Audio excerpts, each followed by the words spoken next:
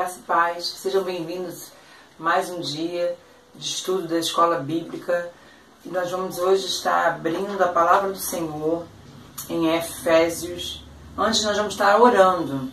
Nós continuamos na primeira lição que fala sobre bênçãos espirituais para o novo povo de Deus.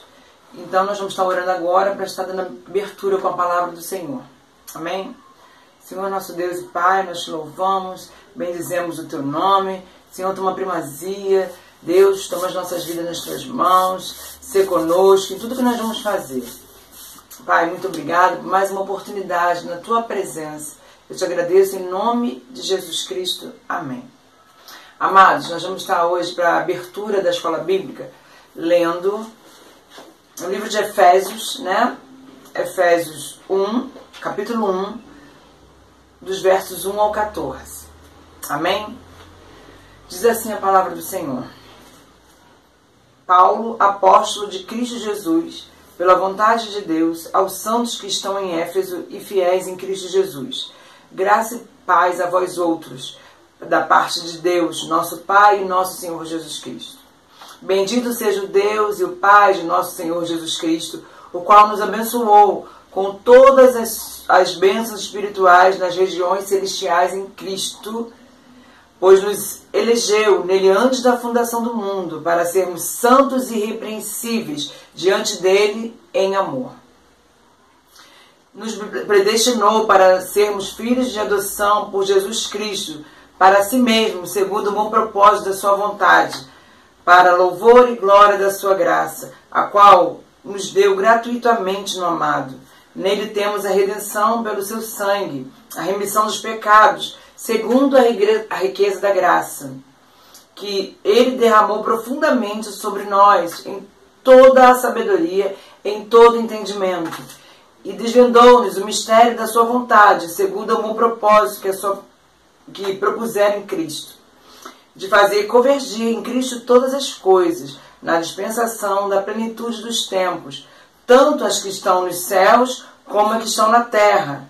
Nele digo, em que também fomos feitos herança, havendo sido predestinados, conforme o propósito daquele que nos fez todas as coisas, segundo o conselho da sua vontade, a fim de sermos para o louvor da sua glória, nós, que primeiro esperávamos em Cristo.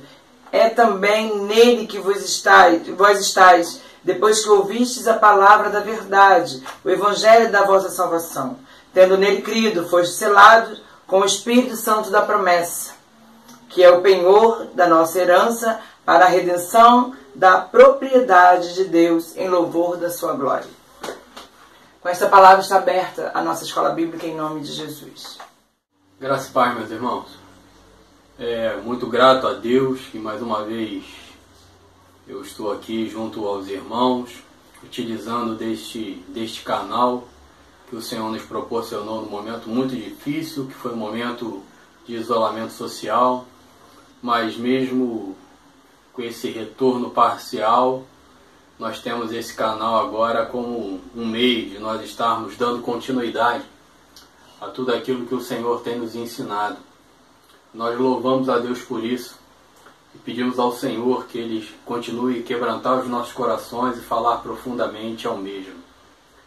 Nós começamos a primeira lição dessa nova revista. Nós paramos no tópico 2 dessa revista que fala bênçãos espirituais para o novo povo de Deus. Bênçãos espirituais para esse novo povo de Deus. O primeiro tópico trouxe uma visão panorâmica daquela carta do apóstolo Paulo aos Efésios, que os manuscritos mais antigos não fazem uma referência, mas nós podemos de alguma forma entender então que essa carta foi uma carta circular que chegou até essa amada igreja, e a bênção de ser escolhido pelo Pai é o segundo tópico. Nós vemos a importância dessa carta. É uma delas que foram escritas na prisão pelo apóstolo Paulo, junto com Colossenses, junto com Filipenses e também com Filemão. Então hoje nós vamos estar entrando no tópico 3 dessa primeira lição. E eu espero verdadeiramente que o Senhor os abençoe, meus irmãos. Que o Senhor fale profundamente a cada um dos irmãos. Então, esse terceiro ponto fala assim: a bênção de ser redimido pelo Filho. A bênção de ser redimido pelo Filho. E nós vamos ver então esse tópico 3. Ele tem como base os versículos 7 ao versículo 12. Que mais uma vez nós vamos estar lendo. Mais uma vez eu convido a você a estar participando da leitura de Efésios 1, do 7 ao 12. A Bíblia que eu sempre tenho utilizado é a Ferreira de Almeida, Revista e Corrigida. Então nela está assim escrito, a partir do versículo 7. Em quem temos a redenção pelo seu sangue e remissão das ofensas, segundo as riquezas da sua graça, que ele tornou abundante para conosco em toda sabedoria e prudência, descobrindo-nos o mistério da sua vontade, segundo o seu beneplácito que propusera em si mesmo, de tomar a congregar em Cristo todas as coisas, na dispensação da plenitude dos tempos, tanto as que estão nos céus como as que estão na terra. Nele digo, em quem também fomos feitos herança, havendo sido predestinados conforme o propósito daquele que nos faz todas as coisas, segundo o conselho da sua vontade, com o fim de sermos para louvor da sua glória, nós, os que primeiro esperamos em Cristo. Amém, amados? Então, essa é a leitura bíblica, a qual nós vamos estar embasando o estudo do tópico 3 do dia de hoje. E na nossa revista está assim escrito: nos primeiros 14 versículos da carta aos Efésios, Jesus é mencionado pelo nome e pelo título Cristo Jesus, Senhor Jesus Cristo, amado, Cristo, ou por nomes, ou por pronomes, ele, dele, nele. Nada menos que 15 vezes. É a frase em Cristo ou nele. Ocorre 11 vezes. Paulo quer nos mostrar que em Jesus as nossas bênçãos são completas. Vejamos 3 bênçãos que o apóstolo descreve. Então, nós vamos encontrar aí então a segunda parte daquilo que Efésios, o primeiro capítulo, quer nos mostrar. Primeiro ele vem nos mostrando uma ação do Pai. Agora nós vamos entrar diretamente naquela ação do Filho. E depois nós vamos estar entrando na ação do Espírito. Isso nós vamos ver dos versículo 3 ao versículo 14. O que é importante, como nós já vimos, não há nenhum... Depois do início do versículo 3 até o versículo 14, não tem um ponto. O ponto final só chega lá no 14. Onde nós vamos mostrar a importância daquilo que verdadeiramente o apóstolo Paulo entende como essa realidade. A ação do Pai, a ação do Filho e a ação do Espírito Santo de Deus. Então, o número 1 do terceiro tópico vai falar sobre redenção, que está nos versículos 1 e 8. Redenção. A palavra denota uma remissão de dívida mediante o pagamento de determinado valor.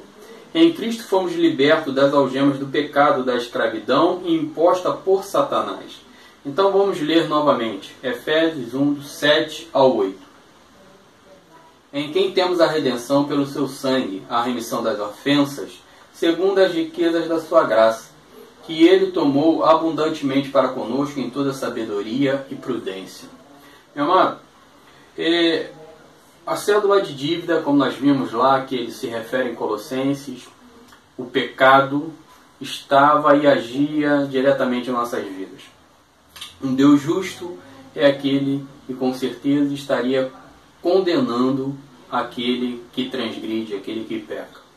Então nós vemos o Cristo assumindo essa posição de transgressor, nós vemos o Cristo assumindo então essa posição para que então sobre ele estivesse a justiça divina, para que então nós pudéssemos herdar a justiça que está em Cristo Jesus.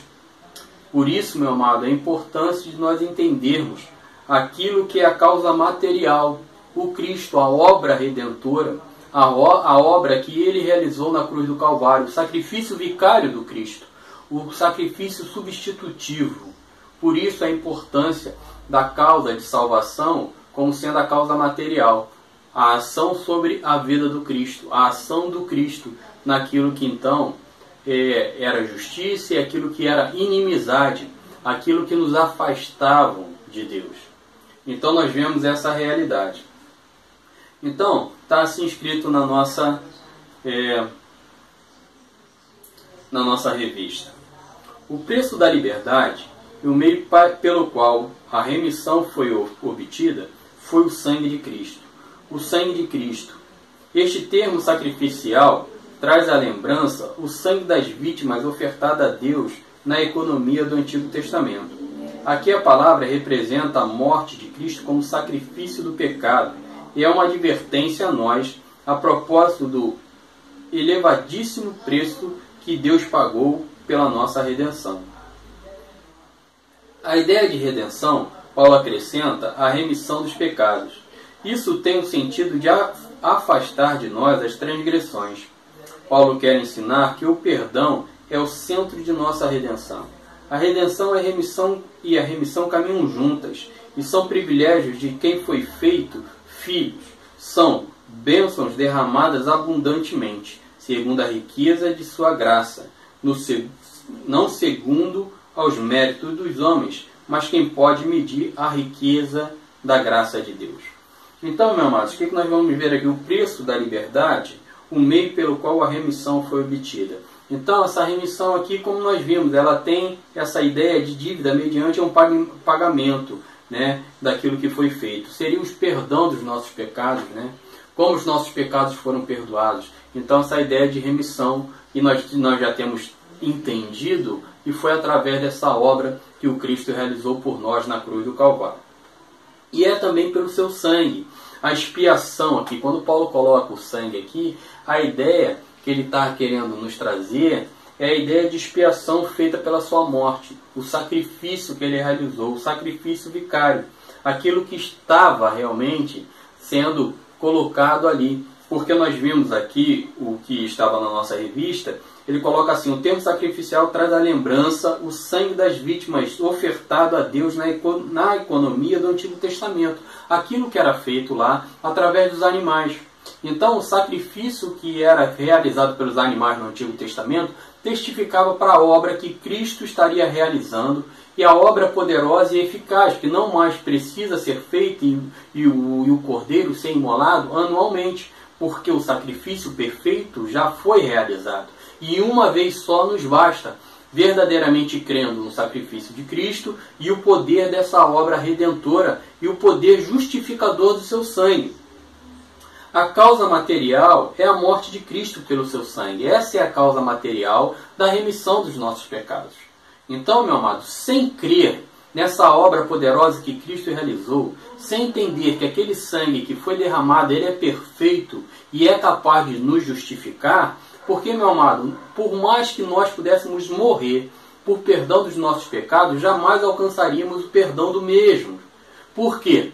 Porque o nosso sangue não é um sangue justo. Só um sangue justo, mediante a um Deus justo, poderia aplacar a ira do mesmo. E somente o mesmo, sendo Deus, poderia então ser o instrumento justificador. Seria o ofendido morrendo em lugar do ofensor. Então, por isso, é poderoso o sacrifício dele, e por isso nós entendemos a causa material é a morte do Cristo e o sacrifício do seu Filho na cruz do Calvário.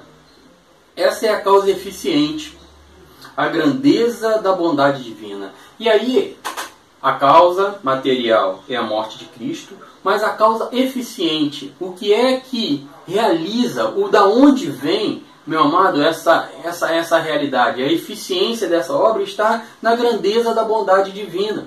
Porque, meu amado, sem esse amor e sem essa bondade divina, jamais essa realidade se cumpriria em nossas vidas. As nossas vidas seriam realmente da condenação, porque não havia e não há meios nenhum do homem se justificar perante Deus. Então ele mesmo promove o meio de justificação, que é o sacrifício do seu Filho. E nele crendo, somos justificados para louvor e honra da sua glória. como nós vimos lá no primeiro compêndio de versículos, do 3 ao 6, quando fala da obra de Deus, terminando com o louvor da sua glória. E agora nós vamos estar vendo aqui essa mesma mensagem. E já no versículo 8, o apóstolo Paulo solidifica a mensagem do Evangelho, que produz descanso e segurança. Meu amado, já no versículo 8, que ele tomou abundantemente para conosco a toda sabedoria e prudência. Essa sabedoria aqui incluindo as noções de habilidade infinita, os discernimento, o conhecimento dessa obra. Essa obra nos trouxe agora, o Deus nos mostrou e nos deu o conhecimento dessa obra poderosa que Cristo fez. Então agora, com discernimento, que é nesta obra que nós podemos ser justificados, ela vai nos trazer paz, ela vai nos trazer tranquilidade, ela vai nos trazer descanso, ela vai nos trazer segurança, porque eu entendo o poder dessa obra, o poder deste sangue. Então eu encontro descanso, eu encontro também segurança dentro dessa verdade. E aí também ele fala no versículo 8 de prudência, relacionado ao entendimento. Esse entendimento, meu amado, é que nós precisamos ter nos dias tão difíceis, nos dias a qual nós vemos essa igreja se perdendo em tantos outros meios, que não é a realidade da mensagem da cruz e nem o poder do sangue vicário de Cristo. Tantas outras coisas sendo anunciadas. Então, meu amado, quando o apóstolo Paulo nos traz essa verdade, ele quer nos consolidar, nos trazer solidificação nessa fé, na obra poderosa de Cristo. E quando eu recebo essa verdade através da mensagem do Evangelho, porque então eu, através da obra a obra que Jesus Cristo vem realizar e aquilo que o Espírito Santo de Deus me convence, essa mensagem poderosa do Evangelho chega ao meu coração e me traz descanso, me traz segurança, porque esse conhecimento, esse entendimento dessa obra me traz a paz com Deus, traz paz ao meu coração e traz paz à minha mente, porque eu sei realmente em quem eu tenho crido e o valor da obra redentora que foi feita por mim na cruz do Calvário. Então, esse é o número 1, que fala de redenção. Bom, meus irmãos, chegamos aí então ao ponto 2, o número 2 desse terceiro tópico. E esse número 2, terceiro tópico, ele fala da unificação e tem como base os 2 versículos, o 9 e o 10, que nós vamos estar lendo agora. Descobrindo-nos o mistério da sua vontade, segundo o seu beneplácito, que propusera em si mesmo, de tornar a congregar em Cristo todas as coisas, a dispensação da plenitude dos tempos, tanto as que estão nos céus como as que estão na terra. Então, vamos pensar primeiro em algumas palavras dos 2 versículos, do versículo 9 e o versículo 10. E aí nós encontramos aqui uma palavra no 9, mistério, as doutrinas particulares ou partes do Evangelho. Então, esse mistério aí seria doutrinas particulares, partes do Evangelho. Foi a ideia principal ali quando o autor coloca essa palavra. E a vontade é a faculdade de desejar, o desejo de alguém, A faculdade de querer algo, a faculdade de ter decisões sobre algo. Beneplácito, no sentido de bel prazer, no sentido de bom prazer para aquela pessoa. E a outra coisa é propusera, é planejar anteriormente.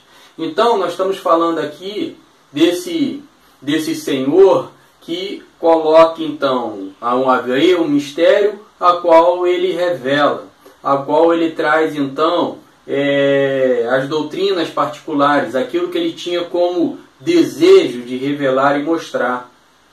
E aí ele coloca dentro da sua vontade. Ele desejou assim o fazer e assim o fez. Dentro da sua soberania, dentro da sua soberana vontade. Dentro do controle que ele tem nas suas mãos, que ele detém. E aí também o beneplácito, que é no seu bel prazer. Foi prazer dele, desejou colocar nesse tempo aquilo que estava então ainda não sendo revelada por completo, e assim então nesse período. e também propusera, planejou anteriormente. Já havia planejado, já havia pensado, tudo isso antecipadamente. Nada foi, de uma forma ou de outra, pego de surpresa ou sem entender o porquê das coisas aconteceram. Mas tudo isso já estava no controle do Senhor. E o versículo 10, nós temos aí a palavra dispensação, que é o método, o trabalho, como isso foi feito, como isso foi realizado, de que forma isso foi feito.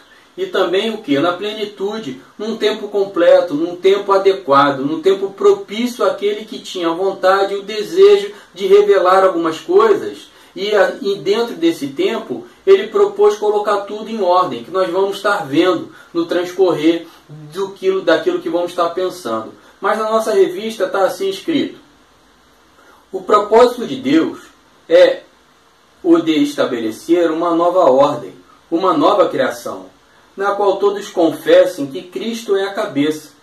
Nele não haverá distinção nem entre raça, nem entre gêneros. Não significa que todas as pessoas serão salvas, mas que o universo de Deus, no qual o pecado introduziu a desordem, a confusão, será restaurado à sua primitiva harmonia, a unidade sob a supremacia de Jesus Cristo. A unificação, como ele colocou aqui, a respeito de povos, de raças, e todos vão estar convergindo debaixo da supremacia de Cristo, sendo esse a cabeça da igreja, a cabeça deste corpo, o corpo místico do Senhor. Então nós estamos vendo que aquilo que estava em desordem pela ação do pecado vai voltar à ordem natural, porque essa nova criatura, essa nova criação, essa nova ordem virá com base na obra suprema de Cristo. Então tudo isso será colocado dentro dos seus parâmetros, dentro das suas verdades. Dentro de que forma? Do desejo do Senhor, dentro de uma forma que isso trouxe prazer a Ele. Então, antes que tudo isso pudesse já estar acontecendo, já existia nele, e Ele então faz acontecer no tempo que lhe é proposto, no tempo que lhe é devido, no tempo que lhe é prazeroso, no tempo que então Ele coloca dentro da sua vontade e do seu bem prazer. Amados, é bem importante nós estarmos bem claro essa verdade a nós. E aí, continuando aqui com a nossa lição. A expressão em Efésios 1:10, de fazer convergir nele, no grego, é uma só palavra, ou um só verbo, anakefaloaio, que literalmente significa debaixo de uma só cabeça. Leia com a nova tradução da linguagem de hoje, traduziu este versículo. Esse plano é unir no tempo certo, debaixo da autoridade de Cristo, tudo que existe no céu e na terra.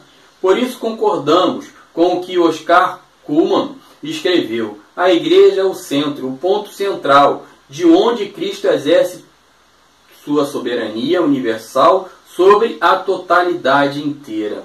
Sobre a totalidade inteira. Então, meu amado, todas as coisas da igreja e todo o seu corpo estará debaixo dessa supremacia de Cristo. Dentro desse senhorio dele, dentro desse controle dele, dentro daqueles que são a igreja num total, mas a igreja individualmente. Todos estarão, porque eu posso não estar fazendo parte de um corpo místico do Senhor local, mas com certeza eu faço parte desse corpo místico que é a igreja do Senhor, que só Ele conhece e só Ele tem. Entendo que todo aquele que faz parte do corpo místico do Senhor, ele vai entender a necessidade de fazer parte desse corpo místico numa igreja local, ali exercendo seus dons, seus talentos e tudo aquilo que o Senhor confiou a ele. Então, é uma necessidade que nós temos de entender que essa unificação será feita da seguinte maneira: dentro da supremacia do Cristo, onde tudo aquilo que estava em desordem vai entrar em ordem. E aí, a palavra minhas, para que nós estivéssemos pensando sobre, dentro desse número 2 aqui do terceiro tópico. Mostra o não merecimento. Deixa claro que não há merecimento nenhum, mas tudo está dentro da vontade dele, do propósito dele, dentro de um tempo estabelecido por ele. Então tudo isso fica bem claro que os meios humanos jamais iriam produzir o efeito que esse processo criado e feito por Deus exerce em nossas vidas. E tudo isso também é para o deleite do Senhor, o seu bel prazer no tempo dele. E qual é a minha dificuldade de entender que Deus pode fazer dessa forma no seu bel prazer? É o meu orgulho de entender que eu preciso ser respeitado por Ele e não entender que Ele possa fazer da maneira que Ele quer e da forma que Ele quer. Todos nós precisamos caminhar desta forma. Esta revelação ocorreu dentro de um tempo da vontade de Deus, pois ela já existia dentro de um tempo estabelecido, dentro de um propósito, dentro de um querer de Deus. Todas essas coisas já existiam, como nós vimos nos versículos anteriores. Desde antes da fundação do mundo, todas as coisas já estavam propostas para que viessem a ocorrer. Então, isso já existia. Então, nada, de forma nenhuma, o nosso Senhor foi pego de surpresa, Ele teve que correr, montar um ponto B. Nada disso, meu amado. Tudo isso já estava proposto por Ele. E a legítima administração de todas as coisas depende do juízo de Deus. Tudo depende do juízo de Deus. Aquilo que é legítimo e aquilo que não é legítimo, porque Ele está no controle de todas as coisas. Mesmo que não seja uma ação direta dele, há uma permissão dele para que as coisas ocorram, para que as coisas aconteçam. Nada foge ao controle dele. E isso nos traz paz ao coração, sabermos que a nossa vida, que o nosso amanhã, que o nosso agir, que o nosso pensar, que o nosso atuar, até mesmo dentro das permissões que Ele vai estar nos concedendo para que venhamos, quem sabe, errar, né? Para que venhamos aprender com os nossos erros, crescer com eles, aprender de alguma forma, já que Ele tem nos mostrado uma forma de agir, de nos portar, de caminharmos, e nós então rejeitamos o mesmo e agimos de forma incorreta, agimos de forma errada, e tudo isso nós pagamos um alto preço pelas nossas atitudes, pelas nossas ações, e por isso sofremos alguns danos. Mas tudo está debaixo do juízo do nosso Deus. Nada foge do controle dele. Pois todas as coisas estavam fora de ordem e só poderiam ser reconduzidas à ordem através do poder do sangue de nosso Senhor Jesus Cristo, como nós vimos anteriormente. As bênçãos que são advindas do Filho, sabe, meu amado, da graça e do sangue justo que foi vertido na cruz do Calvário. A importância desse sangue é porque, meu amado, não haveria sangue humano ou sangue de animal nenhuma que poderia trazer essa justiça, aplacar a ira de Deus. E por que isso, meu amado? Porque o pecado trouxe essa desordem, e com essa desordem trouxe então essa condenação e trouxe essa ira sobre todo homem, sobre toda a natureza, sobre todo mundo. Mas, meu amado, com o Cristo realizando o sacrifício substitutivo, o sacrifício vicário, essas coisas mudaram. E aquilo que estava em desordem passa a estar em novamente ordem quando está sujeito ao Cristo. Quando esse homem se sujeita ao Cristo, quando todo mundo se sujeita ao Cristo, então, meu amado, a desordem passa a estar em ordem, porque o pecado perde toda a sua força, perde todo o controle. Ele ali então está sendo anulado. Nós louvamos a Deus por isso. O número 3, meu amado, do terceiro tópico, ele vai falar sobre a herança. Sobre uma herança. E essa herança, ela tem como base os versículos 11 e o versículo 12, que está assim escrito: Nele digo, em quem também fomos feitos herança, havendo sido predestinados, conforme o propósito daquele que faz todas as coisas, segundo o conselho da sua vontade. Então, a interpretação mais provável é que somos herança, propriedade particular de Deus. Isso tem uma ideia similar no Antigo Testamento. E ainda em 1 Pedro 2,9, somos a herança por causa da sua vontade, para o louvor da sua glória. Meu amado, nós somos propriedade particular do Senhor. Nós temos um senhorio, nós temos um dono que zela por essa propriedade, que cuida dessa propriedade, a qual é vigilante sobre esta propriedade. Então, meu amado, nós ficamos bem bem confortáveis com esse sentido. Não confortável a ponto de nos acomodarmos e vivermos uma vida que não agrada, mas é simplesmente confortável, é a certeza que nada acontece sem que o nosso Senhor, o nosso dono, não tome as providências adequadas, não esteja controlando, não esteja agindo, não esteja restaurando, não esteja fazendo conforme a sua própria vontade. E isso é muito importante para nós. Sabermos que nós temos um senhorio, sabemos que nós temos um dono, sabemos que realmente somos propriedade particular dele. Isso é muito bom nós sabermos dessa verdade. Eu queria aqui também, no versículo 11, pensarmos aqui sobre a palavra propósito, que é o conselho de Deus, tudo aquilo que está dentro do seu conselho, tudo aquilo que estava dentro da sua vontade, do seu propósito, ele realizou dessa forma, ele fez dessa maneira, dentro da sua determinação, dentro da sua decisão. Ele não foi e não sofreu interferência de ninguém, pois ele mesmo determinou, a decisão foi dele de agir dessa maneira, e nós glorificamos e exaltamos a Deus por isso. E aí nós vamos pensar um pouco, com as minhas palavras, dentro do versículo 11 e do versículo 12. Todos nós fomos graciosamente adotados em conformidade com a eleição eterna. Então, em conformidade àquilo que nós estamos pensando, meu amado, eu entendo que essa adoção que agora de filhos e como agora propriedade particular desse Senhor, tudo isso é de forma graciosa, é por graça. É por meio a qual jamais poderíamos produzir. Nós vamos ver isso, né, nos próximos capítulos, onde isso fica bem claro, que é pela graça, né? Isso é dom de Deus nas nossas vidas, isso é presente dele a cada um de nós. Então nós precisamos estar aprendendo e atento a tudo isso. Então hoje, graciosamente, nós somos filhos, né, dentro dessa inconformidade a essa eleição eterna, a esse propósito eterno, a essa decisão eterna, a essa determinação do nosso Senhor. Então também, meu amado, que nós vemos aqui que o conselho da sua própria vontade é a única causa própria e intrínseca à eleição.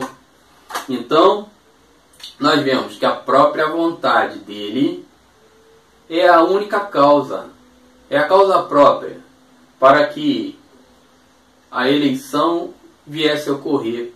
Aqueles que serão igreja, aqueles que serão povo, aqueles que estarão vivendo com uma nova ordem, com uma nova criação, restaurados, não mais mortos em delitos e pecados, sendo dominados por ele, mas agora vivendo de conformidade a tudo aquilo que ele fez, tudo aquilo que ele realizou e tudo aquilo que ele operou em nossas vidas. E, mais uma vez, ele traz a causa real da salvação. E qual é a causa real da salvação? Para louvor da sua glória. Nós fomos criados para louvor da glória do Senhor. Nós fomos criados para esse propósito.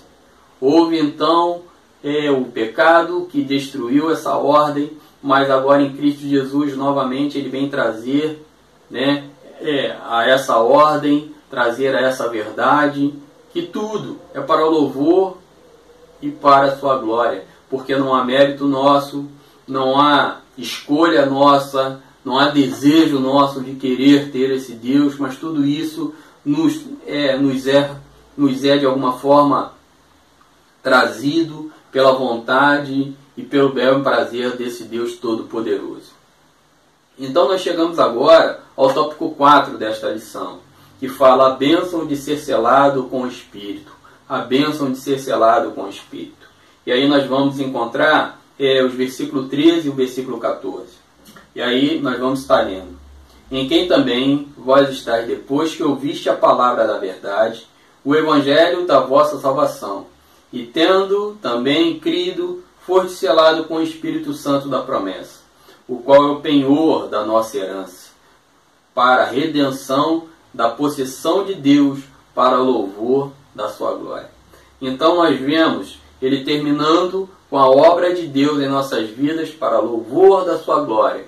Nós vemos ele terminando a ação do Cristo em nossas vidas com a mesma declaração, para louvor da sua glória. E nós vemos também ele trazendo a ação do Espírito Santo de Deus em nossas vidas, também ressaltando para louvor da sua glória. Então, a bênção do Espírito, a bênção de ser selado com o Espírito, está assim na nossa revista. Quando nos convertemos, recebemos o Espírito Santo. Ele nos dá a certeza de que Deus está ativo em nós. É o Santo Espírito da promessa, citado pelos profetas e prometido por Jesus a seu povo. Paulo utiliza duas imagens para sublimar a significação do Espírito em nossa vida. Então, meu amado, primeiro eu queria pensar algo aqui que nós encontramos no versículo 13, que são duas aplicações importantíssimas do Evangelho. A primeira delas é a palavra da verdade. O Evangelho é a palavra da verdade.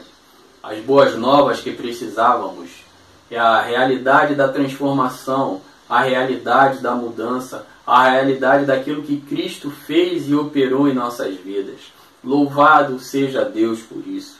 Tudo para engrandecimento e louvor dele. E toda a verdade fora desse Evangelho, meu amado, ela não existe. A verdade plena está em Cristo. Ela é a verdade plena.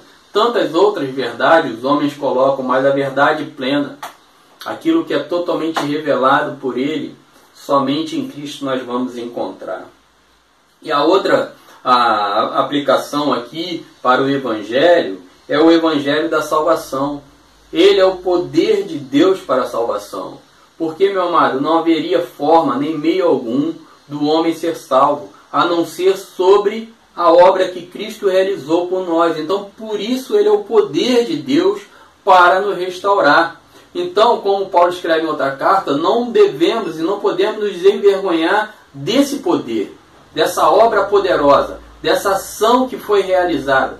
Tudo para engrandecimento e louvor do nome do Senhor. Então, meu amado, é isso que nós encontramos. Mas agora nós vamos ver Paulo utiliza duas imagens para sublimar a significação do Espírito em nossas vidas. No número 1, ele é selo. A presença do Espírito Santo no seu povo é a prova de que este pertence a Deus. O Espírito Santo é a marca distinta do cristão. O Espírito Santo, o selo que imprime autenticidade, distingue o falso do verdadeiro. Então, meu amado, esse selo aqui, o selo que é dado pelo Espírito, ele vai distinguir aquilo que é falso do verdadeiro, aquilo que é autêntico. Então, meu amado, nós vamos pensar agora um pouco mais aqui, na letra A e na letra B. Ele é selo. O selo com o Espírito fala de propriedade, o gado e até mesmo os escravos. Ele era marcado com um selo pelos seus donos, a fim de indicar quem pertencia. Deus colocou o seu Espírito dentro do seu povo para marcá-lo como sua propriedade exclusiva. E aí eu queria pensar sobre esta fé que ilumina a nossa mente, que nos traz essa verdade, a fé poderosa daquela que vem, a fé salvífica, que traz esse entendimento que vai confirmar esse pensamento nos nossos corações. Vamos viver então de acordo a essas verdades, a tudo isso que o Senhor tem trazido a nós. E a letra B fala assim: o selo com o Espírito fala de segurança. A Bíblia tem várias ilustrações desse uso. Quando o rei Dário selou a boca da cova dos leões, Davi tinha condições de sair. Davi não tinha condições de sair. No tempo que Esther era rainha, o rei usou seu anel para selar suas cartas e documentos.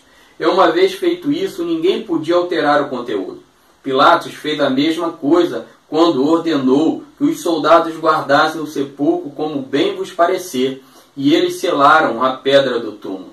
Então, meu amado, esse selo aqui, ele nos traz essa verdade. Através do Espírito, é o que sabemos que a promessa nos foi feita não é vã.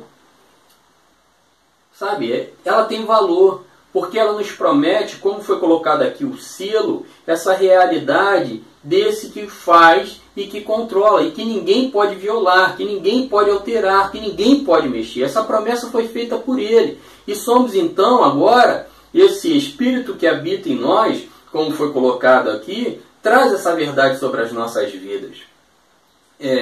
nos traz esse viver. Este Espírito nos confirma a nossa adoção. Esse Espírito Santo nos traz essa certeza que fomos adotados verdadeiramente, que fomos alcançados pela sua graça. E aí então chegamos ao número 2 desse quarto tópico, e fala assim: ele é um penhor. Penhor é aquilo que é dado como garantia. A palavra grega para penhor é arrabon, que de origem semítica, cujo sentido original vem do meio comercial, quando uma pessoa comprava algo e dava uma quantia em dinheiro como espécie de entrada, sinal ou primeira prestação. Posteriormente foi usado no grego para falar de aliança de noivado. Quando Deus nos deu o Espírito Santo, Ele estava se comprometendo em dar-nos toda a herança reservada para seus filhos no céu. Então, meu amado, esse Espírito é o penhor. É algo que serve como garantia às nossas vidas. Garantia dessa promessa é um símbolo que dura até que o tratado seja cumprido. Esse símbolo, assim, meu amado, como essa garantia que era dada tinha uma realidade de cumprimento, até que tudo pudesse ser cumprido e estabelecido dentro daquilo que foi firmado, assim também é esse Espírito. Ele nos dá uma certeza que a promessa de vida eterna, a promessa da vida vindoura com Ele, isso nos traz como garantia. Isso é o penhor da palavra, daquilo que foi colocado por Deus. Então esse Espírito em nós, ele tem essa capacidade e ele vai agir tratando até que tudo seja cumprido. É esse Espírito que vai nos levar na nossa caminhada até que a promessa que Deus fez seja totalmente plena, cumprida em nossas vidas. E a liberdade que temos hoje provém da esperança na promessa, pois só será plena no dia do juízo. Hoje, essa liberdade que temos, e essa confiança que temos, é essa ação do Espírito, mas ela será plena, meu amado. Ela será plena quando nós chegarmos a esse juízo, a esse tempo de eternidade com o nosso Senhor, com a graça dele, com a misericórdia. Nós vamos caminhar com dificuldades, com lutas, com batalhas, mas certo que Ele vai estar nos levando à vitória a cada uma delas, para louvor e honra dEle. Tudo é para louvor e honra do nosso Senhor. Então, meu amado, nós chegamos à conclusão. E aí nós temos aqui 3 pensamentos presentes nesta conclusão. O primeiro dela: de eternidade a eternidade, Deus opera todas as coisas de acordo com seu plano perfeito, o que inclui toda a história, todos os homens e tudo que existe nos céus e na terra. Tudo que existe nos céus e na terra. O segundo pensamento, meu amado, que nós vamos chegar aqui: todo propósito é cumprido em Cristo, o que significa que cada bênção é concedida aos homens que estão em Cristo Jesus. Cada bênção é concedida aos homens que estão em Cristo Jesus. E, então, o terceiro pensamento: tudo foi feito e é feito e será feito para o louvor da sua glória, para o louvor da glória do nosso Senhor. Tudo, então, foi feito com esse propósito, tudo está sendo feito com esse propósito e tudo será feito com este propósito, o louvor da sua glória.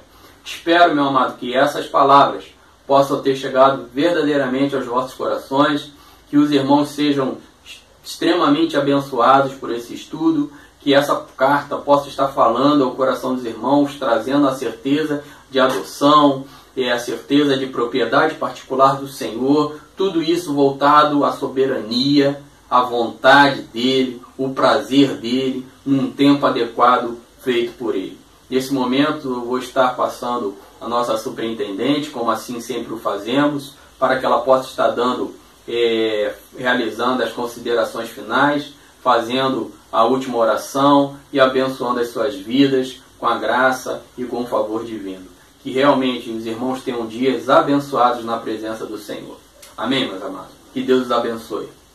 Bom, chegamos mais ao final de uma lição maravilhosa, abençoadíssima pelo nosso Senhor Jesus. Queremos agradecer a você que tem nos acompanhado, que tem estudado juntamente conosco, que tem apreciado esse tempo que nós passamos juntos. Nós gostaríamos agora de felicitar os professores, né, que estarão aí antes mesmo, o Dia das Crianças está chegando. né, que vem abençoar todas as criancinhas, dia dos professores, dos mestres também, aqueles que têm se esmeirado em ensinar a cada dia mais e mais, mas antes de tudo eles aprendem também. Muito obrigada a todos esses professores que têm se esforçado. Quero entregar nas mãos do Senhor cada petição, cada oração que foi pedida a nós, tá? Que cada um de vocês tenha uma semana grandemente abençoada na presença do nosso Senhor Jesus Cristo.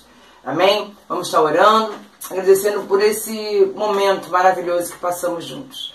Pai, nós queremos te agradecer e agradecer o teu nome. Como é bom, Senhor, aproveitar cada momento contigo e saber aproveitar esses momentos ouvindo a sua palavra. Ser conosco em todas as oportunidades. Nós viemos, Senhor, prestar o melhor de nós, o melhor culto, tudo, Senhor, de melhor para ti. Que a sua presença seja sempre real em nosso meio. Senhor, nós colocamos nas tuas mãos tudo que vai acontecer, tudo que nós vamos realizar, tudo que vai ser feito, Senhor, nas nossas vidas. Que o Senhor dirija, Senhor, as nossas ações, os nossos atos, em nome de Jesus. Muito obrigada, Senhor, por essa oportunidade. Eu te peço, te agradeço, em nome de Jesus Cristo. Amém.